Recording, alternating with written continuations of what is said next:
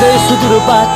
हामी आउँदाखेरि सक्छ त कसैले सक्दैन नि फेरि सेती महाकालीको पानी पिलाइदिन्छु अलि यता आइजो देउला खेलाइदिन्छु जहाँ गए नि कसिने हो चलो पसिने हो